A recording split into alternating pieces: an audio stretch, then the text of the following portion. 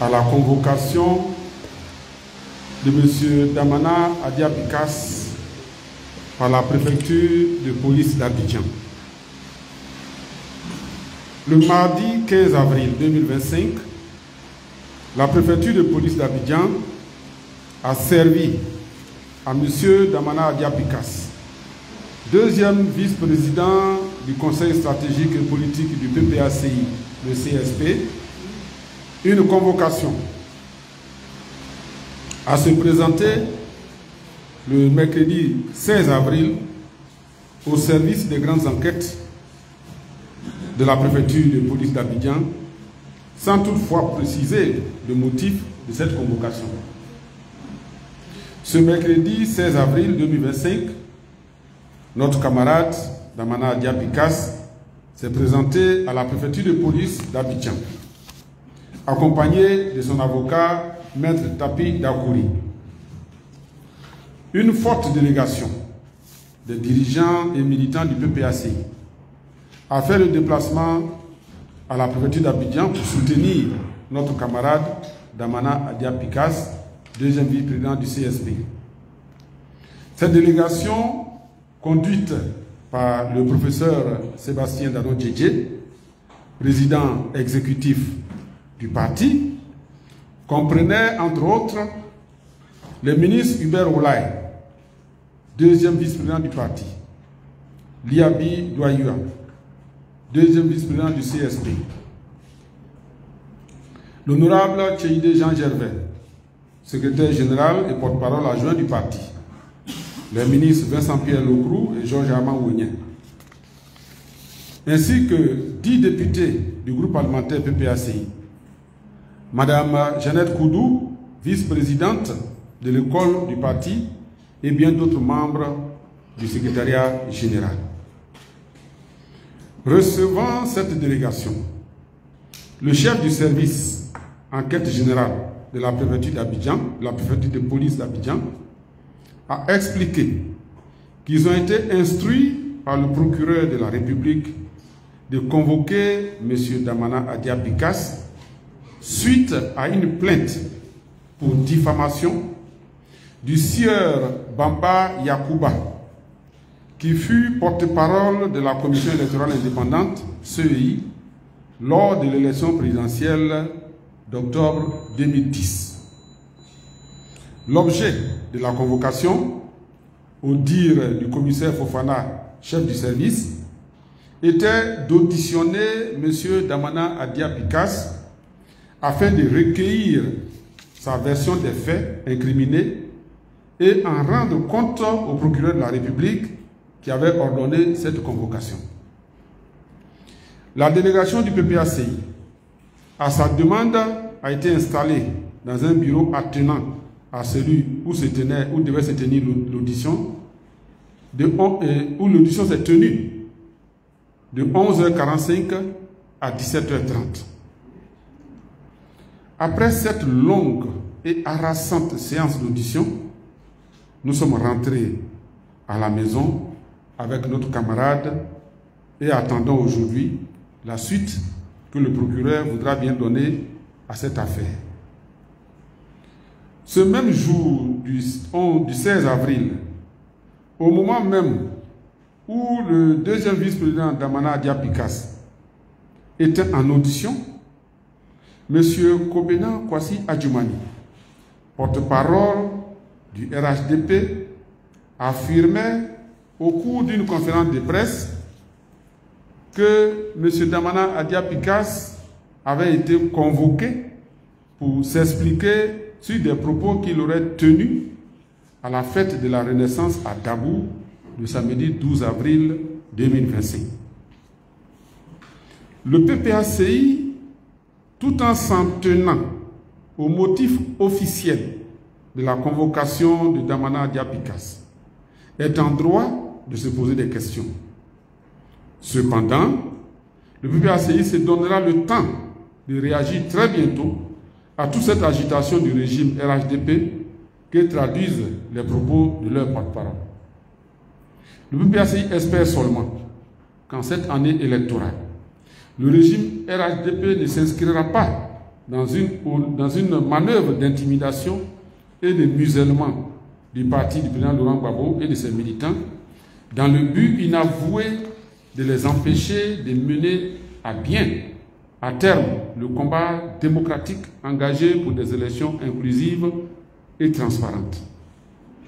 En tout état de cause, le PPACI reste plus que jamais déterminé dans ce combat pour des élections inclusives et transparentes. Le parti suivra attentivement l'évolution de cette affaire et appelle ses militants à rester sereins, mobilisés et à l'écoute de la direction. Je vous remercie.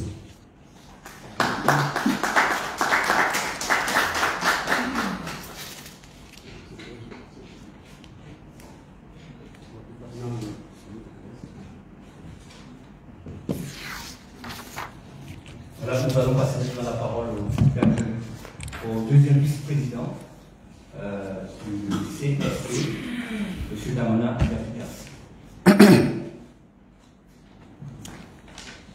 Merci. Merci beaucoup. Le 3 avril dernier, nous avons été invités sur le plateau de la chaîne Live TV dans le cadre de la fête de la Renaissance. Ainsi, aux environs de 19 h, nous nous sommes rendus au siège Live TV pour que cette émission ait lieu. Et au cours de cette émission, des préoccupations nous ont été posées, notamment sur les événements de 2010. Et nous nous sommes évertués à donner les explications concernant ce qui s'est passé réellement en 2010. Il faut dire que ce n'est pas la première fois que nous tenons ce genre de propos.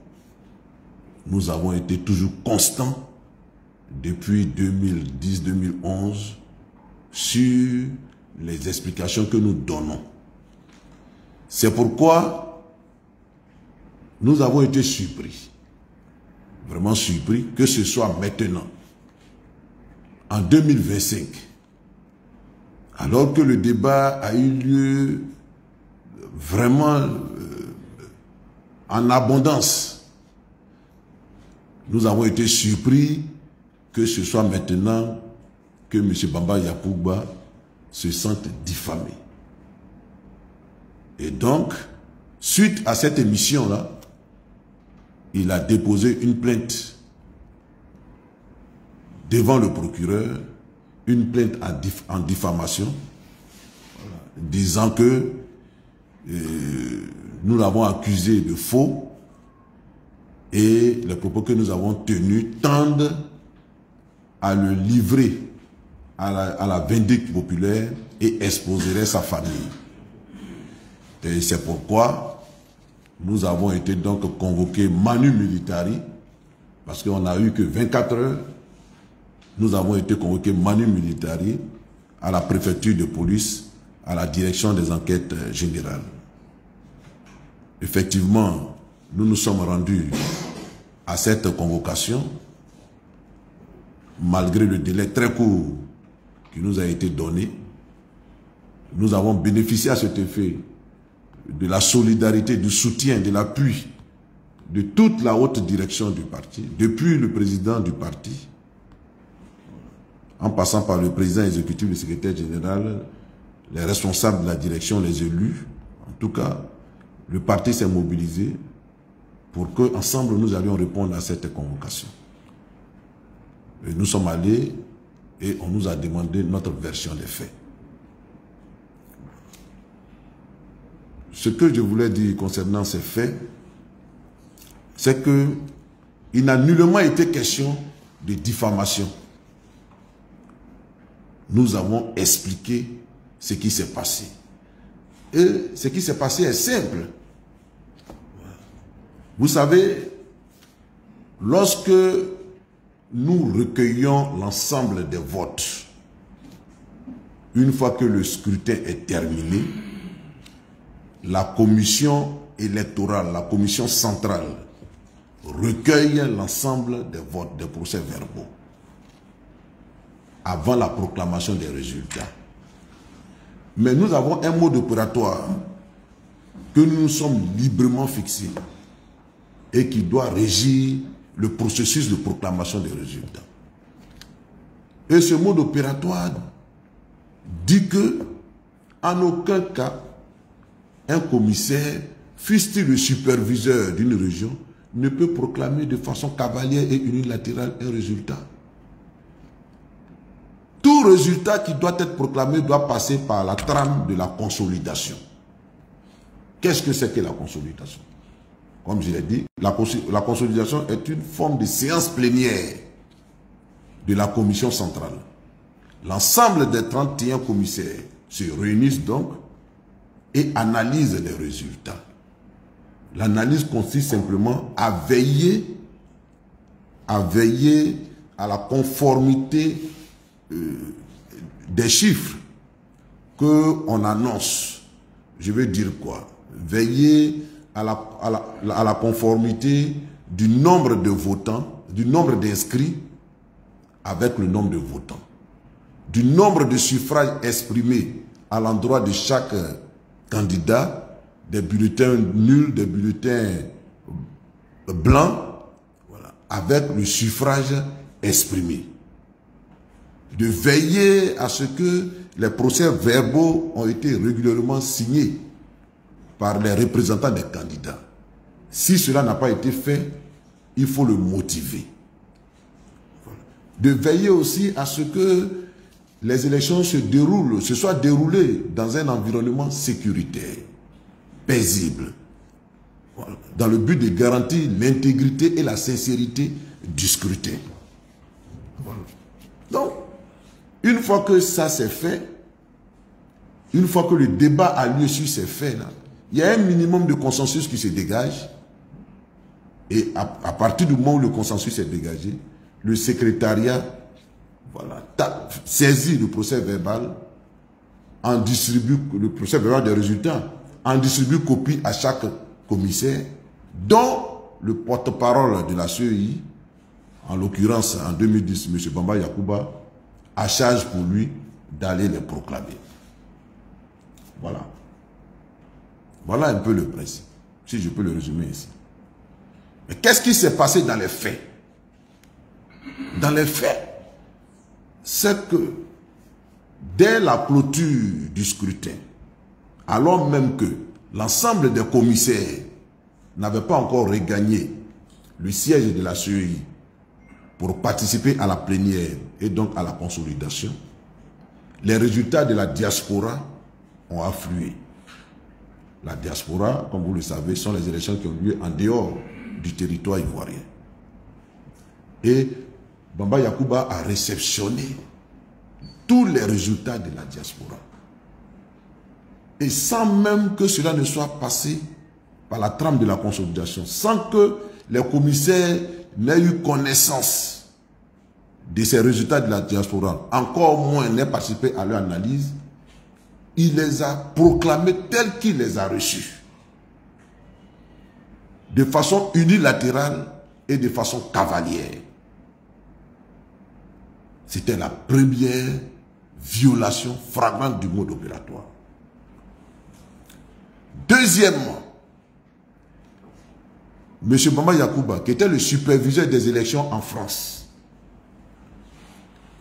quand il a reçu les résultats, il n'a pas fait partager ces résultats-là en commission centrale. Il a proclamé de façon cavalière et unilatérale les résultats de la France. Que dit, quand je dis proclamer, il a pris sur lui la responsabilité d'invalider le scrutin en France. Dans toute la France, il a invalidé le scrutin. Voilà. Et donc, il s'est arrogé des droits, des compétences qu'il n'avait pas. Que le mode opératoire ne lui donnait pas. Et il s'inscrit dans une logique de violation des règles que nous sommes fixées. Voilà. Et lorsque nous l'avons appris, puisque quand les informations sont tombés dans le domaine public et que nous l'avons appris, à la commission centrale où nous sommes réunis, on lui a fait ce reproche. Il a reconnu les faits. Il a présenté ses excuses. Et il a promis que cela ne se répéterait plus. Et donc, nous en avons pris acte. Et quand les commissaires sont rentrés, nous avons commencé le travail de consolidation à proprement parler. Dans les régions du sud de la Côte d'Ivoire, on n'a pas eu trop de problèmes. Très tôt, nous sommes parvenus à un minimum de consensus sur des régions du sud. Par contre, dans les régions du nord, il y a eu beaucoup de problèmes, beaucoup de difficultés. Et ce qui a attiré notre attention, c'est la région de la vallée du Bandama. Celle qu'on appelle aujourd'hui la région du Béké. La région de la vallée du Bandama, c'est-à-dire le département de Boaké et de Katiola. Là-bas, Bamba Yacouba était le superviseur des élections. Et on s'est rendu compte à l'analyse des suffrages exprimés à l'endroit de chaque candidat qu'on avait ajouté arbitrairement 100 000 voix au candidat Alassane Ouattara. Et tout le monde l'a vu, l'a constaté. Et quand on l'a fait remarquer à M. Bamba Yacouba, tout honteux, il a trouvé comme réponse, même si on enlève les 100 000 voix dans le total des voix de M. Ouattara, il est toujours vainqueur des élections du deuxième tour. Voilà comment il justifie ça. Et nous, on s'est dit non. Quand on enlève les 100 000 voix, on vérifie en profondeur tout ce qui s'est passé dans le Nord. Parce que ça, c'est un indice. C'est un indice. Voilà comment on sort les procès-verbaux des différentes régions du Nord. Et chers amis journalistes, nous nous rendons compte du gros scandale électoral, de la grosse fraude qui a eu lieu. C'est là qu'on s'est rendu compte qu'il y a eu plus de suffrages exprimés que d'inscrits. C'est là qu'on se rend compte que les PV ne sont pas signés. C'est là qu'on se rend compte qu'il y a un candidat qui obtient plus de voix que le nombre de votants. Voilà. Et donc, on se rend compte qu'il n'y a pas eu d'élection. Parce qu'ils ont bourré les urnes dans le Nord. Car, le jour des élections, quand on a fait le point à mi-journée, nous étions à un taux de participation de 60%. Théoriquement, il était impossible de rattraper le retard. Le candidat Ouattara, théoriquement, il ne pouvait plus rattraper le retard sur le président Laurent Gbagbo. Et à partir de ce point, à partir de 13 h, quand on a fait le point, dans les minutes qui ont suivi, les violences se sont déclenchées au Nord. Ils ont chassé tous les représentants dans les bureaux de vote. Ils ont commencé à exercer des violences. Et c'est pourquoi, dans plus de 500 bureaux de vote que nous avons dénombrés, alors qu'au premier tour, le président Laurent Gbagbo avait des voix, il y a eu 0 voix. C'est-à-dire même ses propres représentants dans les bureaux de vote n'ont pas voté pour lui. N'ont pas voté pour lui. Voilà. Donc ça a été un gros scandale. Et c'est ce que nous avons toujours relaté. C'est ce que nous avons toujours dit. Et c'est de notoriété publique. C'est de notoriété publique. Donc, que M. Bamba Yacouba se sente aujourd'hui diffamé, alors qu'il est l'un des artisans de cette forfaiture, je suis surpris. C'est l'hôpital qui se fout de la charité. Oui. Il ne faut pas qu'il se fasse passer pour la victime. Il ne faut pas qu'il se fasse passer pour la victime. Donc, en tout cas, nous avons donné notre part de vérité. Et donc, nous sommes très à l'aise sur ce débat. Voilà. Nous sommes très à l'aise sur ce débat. Et ce débat va nous amener à convoquer les procès-verbaux. On va nous sortir, nous allons réclamer qu'on sorte tous les procès-verbaux. Et les procès-verbaux existent. Parce que quand nous clôturons le scrutin, voilà, pour l'archivage, nous conservons les procès-verbaux à l'endroit de 3 destinataires principaux. Le procès-verbaux de tout le vote. Donc il y a un paquet que nous faisons, des procès-verbaux que nous faisons pour la commission électorale indépendante. Il y a une copie des procès-verbaux que nous faisons pour le représentant du facilitateur, qui est M. Baldini, qui représentait M. Blaise Compaoré. Donc lui aussi, il a ses procès-verbaux. Et puis, un autre destinataire, c'est le Conseil constitutionnel. Donc, toutes ces 3 institutions sont censées avoir les procès-verbaux des élections de 2010. Et donc, s'il estime qu'il a été diffamé, bon, on sera obligé d'analyser les procès-verbaux en profondeur pour voir s'il dit la vérité. C'est à partir de là qu'on saura vraiment s'il est diffamé ou pas. Donc, nous sommes très à l'aise. Nous sommes très à l'aise parce que ça va permettre à l'opinion de se rendre compte de ce qui s'est réellement passé en 2010. Voilà. Les vérités qu'on cachait, ça va nous permettre de les découvrir. Et on verra bien qui est détenteur de la vérité, qui est diffamé, qui est méprisé. Voilà un peu, mesdames et messieurs, ce que nous avons déclaré hier devant la direction générale des enquêtes, enfin la direction des enquêtes générales de la préfecture de police, où nous avons été manu militari convoqués à la demande de M. Bamba Yacouba. Merci pour votre attention.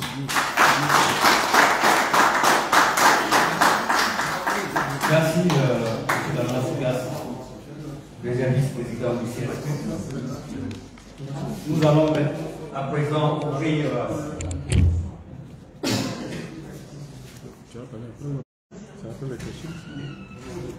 Ok, d'accord. Nous allons ouvrir la série de questions-réponses. Chers collègues, nous allons prendre 3 premières questions. Et puis,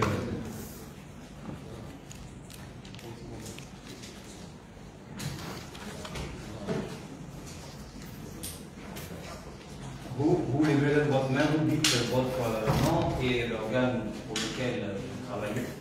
Et vous posez votre question de façon concise et précise, afin qu'on puisse y répondre le plus clairement possible. Merci. Yannick Bayard, la voix originale. J'ai une question pour le vice-président Damana Pikassi. Monsieur le vice-président, lors de votre passage sur le plateau de Live TV le 3 avril 2025, vous deviez, selon vos dires, évoquer la fête de la Renaissance prévue les 11 et 12 avril à Dabo. Nous l'avons constaté. Pourtant, l'émission a presque exclusivement porté sur les événements de 2010. Et c'est de votre propre initiative que vous avez brièvement abordé la fête et lancé un appel à la fin de l'émission. Voici ce qui s'est passé. Vous avez exprimé tout à l'heure votre étonnement d'être convoqué aujourd'hui alors que vous aviez déjà largement communiqué sur ces faits vieux de 15 ans dans les canaux. Au regard de la plainte déposée par M. Yacouba Bamba, Monsieur le vice-président, ne pensez-vous pas que Live TV vous a en réalité tendu un piège médiatique pour créer un prétexte à des poursuites judiciaires judiciaire supplémentaire. Merci.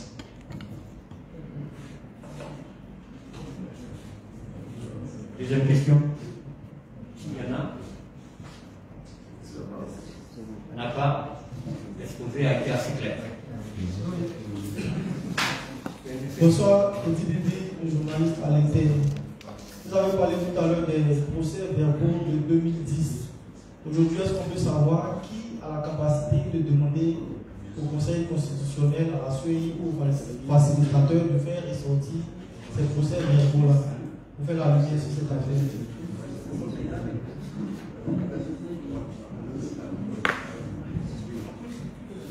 Oui. Plus de questions? Monsieur le deuxième vice-président de la Réunion. Oui, oui. C'est tout le monde. C'est tout à l'heure. D'accord. Effectivement, et le président de la commission communication du parti nous est témoin, c'est avec son collègue César et tout. C'est eux qui ont coupé le rendez-vous avec la FTV et il était question de parler de la fête de la Renaissance. Bon, nous nous sommes invités, donc nous sommes livrés pratiquement aux journalistes et on s'attendait à ce que l'émission porte sur la fête de la Renaissance. Malheureusement, c'est plutôt sur les événements de 2010 que l'essentiel du débat s'est focalisé. Et vous l'avez si bien dit, j'ai dû botter en touche la dernière question pour parler de ma propre initiative de la fête de la Renaissance. Voilà. Bon, dire qu'ils m'ont piégé, bon, je ne crois pas. Voilà, je ne crois pas, d'autant plus que tout ce que j'ai dit, je l'ai dit en toute honnêteté, en toute liberté, sans pression, parce que je n'avais rien à cacher et ça a été la vérité. Voilà. C'est pourquoi je suis constant. Voilà. Et si Dieu me donne même de passer plus d'un siècle sur la terre, je dirai la même chose. 30 ans, 40 ans, 50 ans plus tard. Voilà. Donc, il n'y a rien à se cacher. Nous sommes dans un pays où il faut que nos concitoyens sachent la vérité sur ce qui se passe. Voilà. Donc, sur les événements de 2010, beaucoup de choses ont été dites. Voilà. Mais, vous avez, en dehors de ma personne, voilà, vous avez aussi d'autres témoignages. Voilà. Il y a des supports audiovisuels que vous pouvez consulter. Il y a des commissaires qui sont encore en vie, qui sont là, de 2010. Voilà. Donc, qui sont prêts aussi à témoigner. Donc, je pense qu'il n'y a pas de souci particulier à se faire. S'ils ont voulu me piéger, libre à eux de le faire, mais moi, je ne me suis pas senti piégé. Voilà, j'ai dit ce que j'avais à dire. Maintenant, pour la seconde question, mais il y a ce qu'on appelle la continuité du service. Donc, même si les dirigeants de ces institutions ont changé, mais ils ont un service d'archives. Et je le dis, ils doivent pouvoir conserver ces archives-là des élections de 2010. Nous leur avons déposé les procès verbaux. Donc, il y en a à la commission électorale indépendante, il y en a au niveau du Conseil constitutionnel, voilà, et puis il y en a au niveau du facilitateur. Donc, pour nous, si un procès venait à être ouvert, voilà, nous allons demander qu'on nous sorte les procès verbaux pour qu'on voie effectivement qui a raison, et c'est celui qui a raison, voilà, sinon c'est celui qui a raison qui est diffamé, parce que c'est à son endroit qu'on dit des choses mensongères. Voilà. Donc si Bamba Yacouba, au terme de l'analyse des procès verbaux, a raison, bon ben, en ce moment-là, sa plainte en diffamation aura un sens. Dans le cas contraire, je crains fort que bon ben, c'est soit lui qui nous présente des excuses. Mais je le dis, nous au PPA, nous sommes très à l'aise sur cette question. Sur les événements de 2010, sur les élections de 2010, nous sommes très très à l'aise. Et nous sommes prêts, même jusqu'à aller à un procès, nous sommes prêts à le faire. Voilà. Pour que toute la lumière soit faite. Nous n'avons rien à cacher. Plus de questions?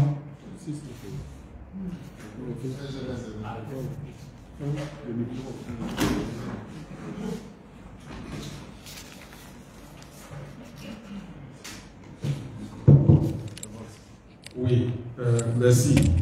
Moi, je voudrais dire que ce qui s'est passé après le passage de deuxième vice-président du CSP sur le plateau de Live TV, qui donne aujourd'hui l'occasion à M. Bamba Yacouba, qui avait eu cette occasion plusieurs fois, puisque le vice-président Damana Diapikas a eu moult fois l'occasion d'expliquer ce qui s'est passé. Si c'est à partir de Live TV aujourd'hui qui le fait, on est effectivement en droit de se poser des questions. Et il n'y a pas que Live TV. Le PPACI, lorsqu'il est invité par les télévisions, les chaînes de télévision privées à des débats, il envoie des représentants de bonne foi. De bonne foi. Dans l'espoir que les débats qui avaient disparu dans l'espace public en Côte d'Ivoire, après le renversement du président Laurent Gbagbo, puissent revenir pour participer à la démocratie, à l'enracinement en tout cas de la démarche démocratique. Et donc en le faisant, nous sommes de bonne foi. Mais aujourd'hui, nous sommes au regret de constater qu'en face de notre bonne foi, nous avons affaire à des attitudes, des propos. Des attitudes et des propos qui sont outranciers vis-à-vis du PPACI, mais plus graves vis-à-vis de son président, son Excellence le président Laurent Gbagbo. Et donc, non seulement nos propres camarades, mais d'autres personnalités nous interpellent sur la pertinence de notre présence sur ces plateaux-là. En quoi cela aide réellement la démocratie si ce n'est pas pour voir des individus qui, en temps normal, ne peuvent même pas arriver dans les 16 mètres du PPACI, à plus forte raison du président Laurent Gbagbo, déverser leur bile sur d'honorables personnalités et a fortiori sur notre chef, le président Laurent Gbagbo, qui a été président de la République de Côte d'Ivoire, qui a montré comment être un chef d'État, qui a montré comment être un homme de vision et un homme qui aime son peuple, que des personnes qui sont élues par défaut ou bien des personnes qui, profitant de la pluie, se retrouvent sous le même abri que nous adressent la parole sans en tout cas des personnes qui ont pour la plupart raté leur éducation, qui nous agressent et nous parlent sous le regard bienveillant justement de ceux qui nous ont invités. C'est pour cela qu'avec le président exécutif et avec l'ensemble de la direction, nous allons reconsidérer notre participation à cette plateau-là.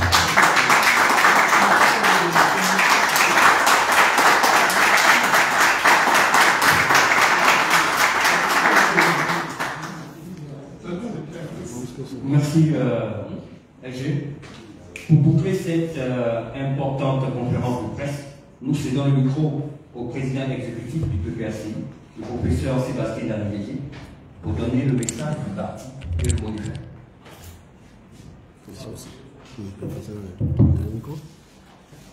Merci, chers journalistes et hommes de médias, chers camarades présents à cette rencontre. Nous vous remercions parce que vraiment, pour l'élevé qu'on vous a appelé, vous êtes là. Merci pour votre présence. Je prends la parole pour, après, à la suite de mes camarades. Donc j'ai presque rien à dire parce que le sujet a été développé suffisamment par Picasso. C'était le sujet principal. Le secrétaire général a donné à peu près notre analyse de la situation. Mon rôle, c'est d'intervenir pour qu'à la suite des deux, je puisse donner à peu près la vision du parti. Honnêtement, je dois avouer que ce débat, vous allez dire, ce problème qui vient d'être réexhumé par le RADP, me gêne, puis ça gêne toute la Côte d'Ivoire. Comment? 20 ans après, on nous réveille des vieux dossiers. Alors que Laurent Gbagbo et les Ivoiriens se battent pour un environnement électoral apaisé, assaini. Donc on se pose des questions. Pourquoi aujourd'hui? De plus, pourquoi 2 jours après Dabou? Il y a quelque chose qui se prépare. Et le secrétaire général a dit, on se pose des questions, nous nous posons des questions. Comment, après avoir dit et obligé les Ivoiriens à accepter les élections, les élus de 2010, nous avons souffert à faire qui a été élu, qui n'a pas été élu. Vous êtes tous témoins. Maintenant qu'on met ce débat de côté pour aborder la phase électorale de façon apaisée, assainie, on réveille les vieux démons. Ça cache quelque chose. Ça cache quelque chose. Mais nous, on ne va pas céder à cette provocation. Parce que le débat, on le fera. Et Picasso a donné le ton tout à l'heure. Le débat, on le fera sans fuir. Si c'est un débat, c'est quelque chose les débatteurs, ils sont toujours là. On ne va pas céder à cette provocation. Nous allons nous focaliser. Nous allons nous focaliser sur ce qui est important pour nous, l'élection présidentielle de 2025. C'est ça qui est notre préoccupation majeure. Donc, camarades, c'est sur cette voie-là que je vous invite. Préparons sainement, tranquillement nos élections. Mais en même temps, sachant que les pièges sur nous seront tendus ici ou là. Sachant en même temps que nous avons des obstacles à franchir. Et ça a déjà commencé. Le militant du PPACI doit être conscient de tout ça et être rivé de façon fondamentale sur l'objectif essentiel. C'est pour cela que le président Laurent Gbagbo appelle les uns et les autres au dialogue. Parce que ce genre de débat, quand on va les réveiller demain, on va peut-être oublier les élections, ou on va peut-être pas faire les élections, et tu perds. C'est la Côte d'Ivoire qui perd. Il perd. Et les tenants du pouvoir, par les armes, pour la violence, seront les gagnants. On ne veut plus de cela. Nous voulons des élections apaisées. Et c'est pour ça qu'il lance l'appel au dialogue, un dialogue sain, un dialogue serein, un dialogue franc, un dialogue pour la Côte d'Ivoire, pour qu'on puisse évoluer dans une ambiance, j'allais dire, fraternelle pour les élections et les préparer sainement. Aujourd'hui, nous parlons de Picasso. Picasso aurait pu être arrêté hier. Parce que quand on pense à ce que les uns et les autres déclarent par la suite, notamment à Dumani, on aurait pu trouver un autre motif pour l'arrêter. Bon, Dieu a fait que nous est revenu, on va s'en contenter. Mais je veux dire que dans un pays, quand on dirige un pays, on dirige aussi les contradictions. C'est la gestion des contradictions qui font la grandeur d'un homme. Si on est incapable de gérer les contradictions, ça n'a pas la peine de diriger un pays. Dans un pays, on n'est pas dans une entreprise où le chef vient, il indique ses irritations, qui n'est pas d'accord, qui sort. Gérer un pays, c'est gérer la population, gérer les contradictions, gérer les ethnies, gérer les religions, gérer tout ce que vous voulez. Ça, on appelle gérer un pays. Même les brigands, les bandits, on les gère aussi. C'est pour ça qu'on a créé la prison, pour les mettre au cachot un peu pour qu'ils puissent revenir à ses nids aussi.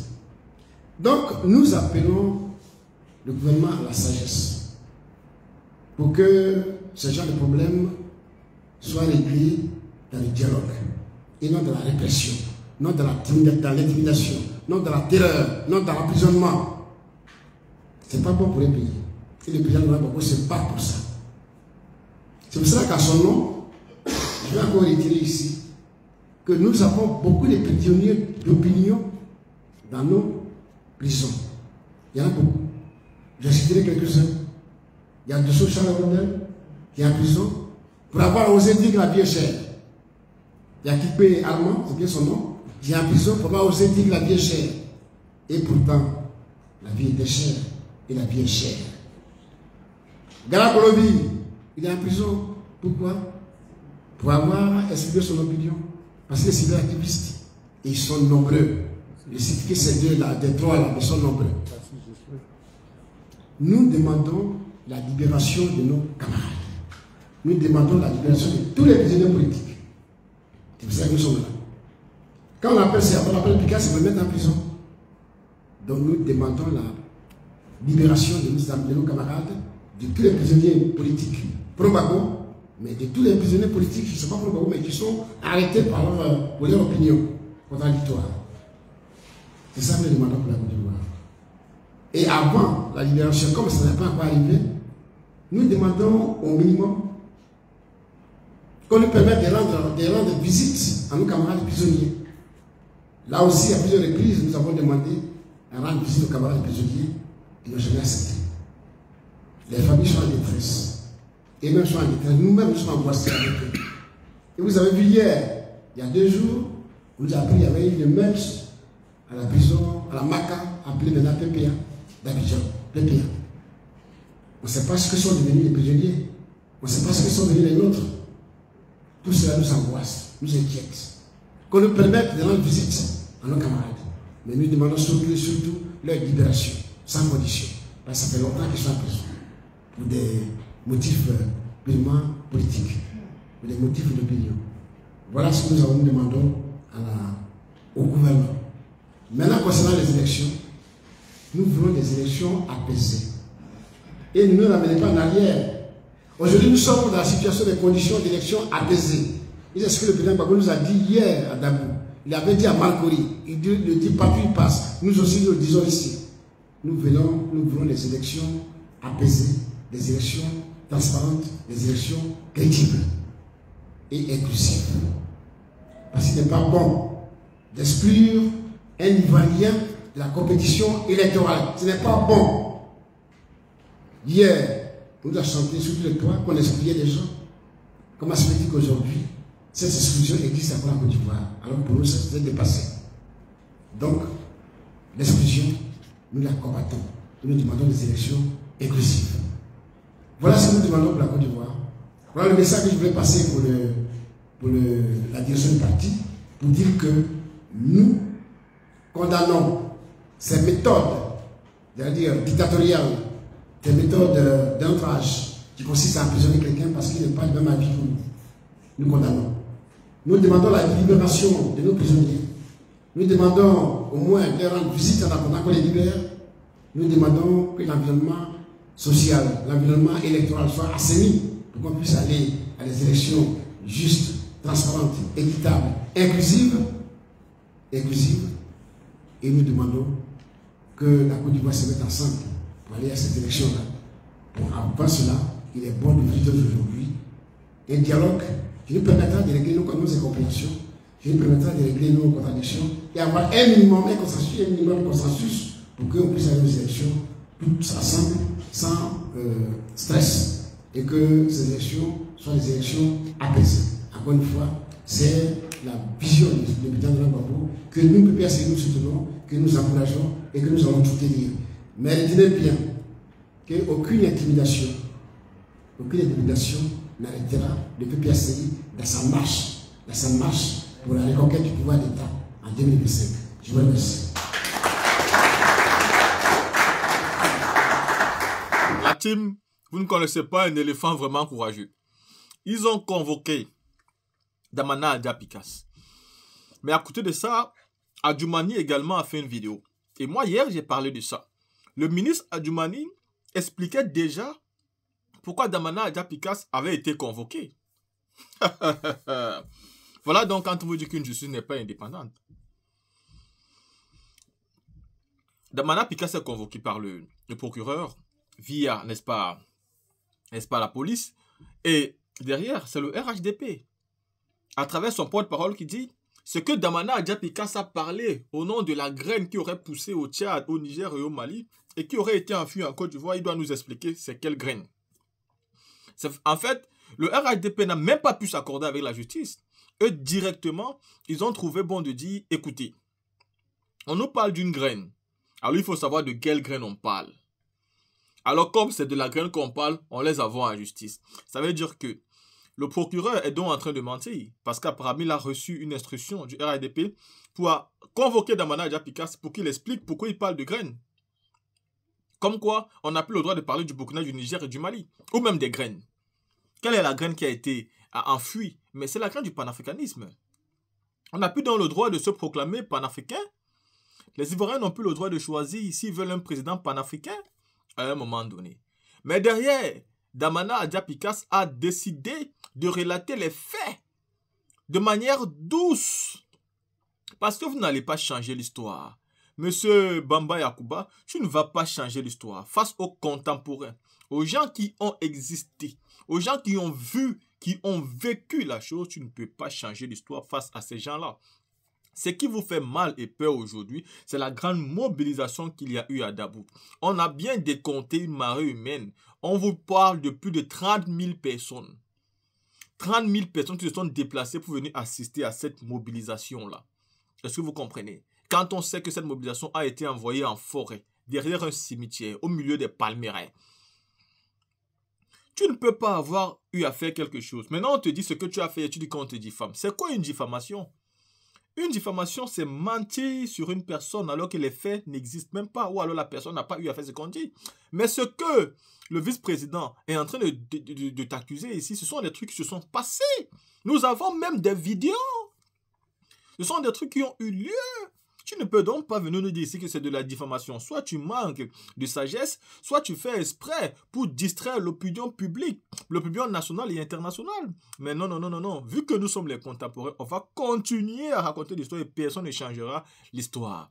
Là, tu me voici dans la vidéo ici qui a été décrite par, n'est-ce pas, le secrétaire général, Tchédé Jean Gervais, le président exécutif, n'est-ce pas, Sébastien Dano Djedje, et le vice-président, n'est-ce pas, Damana Adja Picasse. Dites-moi ce que vous pensez en commentaire, partagez massivement, car nous sommes à une phase décisive de notre lutte, et vous devez tous être mobilisés toutes les vidéos qu'on poste.